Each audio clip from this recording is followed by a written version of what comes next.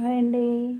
పనస తొనలు చూసారా, మైదా పిండిని బాగా నీట్గా అంత మెత్తగా వేసి కలిపి నానబెట్టి 2 గంటలు ఇలా పనస తొనలు చేసుకోవాలి. నీట్గా చిన్న చపాతీ చేసి కట్ చేసి, చిన్నవి పెద్దవి అనేది మన ఇష్టం. ఇలా పనస తొనలు చేసుకొని ఆయిల్ హీట్ ఎక్కాక ఆయిల్లో ఇలా అన్నీ వేసి లైట్ బ్రౌన్ కలర్ వచ్చే వరకు ఫ్రై చేసుకోవాలి.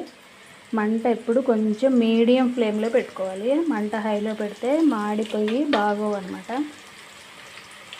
చూసారా, ఆయిల్ లేగానే ఇలా తిప్పాలన్నమాట. ఇలా చూడండి,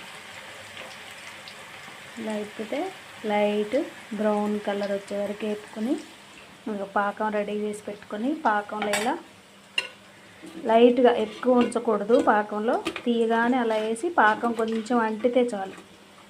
అంటనిచ్చి ఇలా పాకం తీసేసుకొని పాకంలో నుంచి చూడండి అన్నీ ఇలా ఫ్రై చేసుకొని పాకంలో వేసుకొని తీసుకోవాలన్నమాట.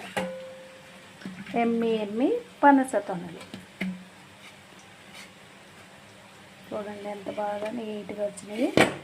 ఈజీగా సింపుల్గా చేసుకోవచ్చు. మా అమ్మాయి చెన్నైలో ఉంది, అమ్మాయికి చేసి పంపిద్దామని తయారు చేసామన్నమాట. ఇప్పటికిప్పుడు ఎర్లీ మార్నింగ్ పంపించాలి. కారులో వేరే వాళ్ళు తెలిసిన వాళ్ళు వెళ్తున్నారు. పనస తొనలు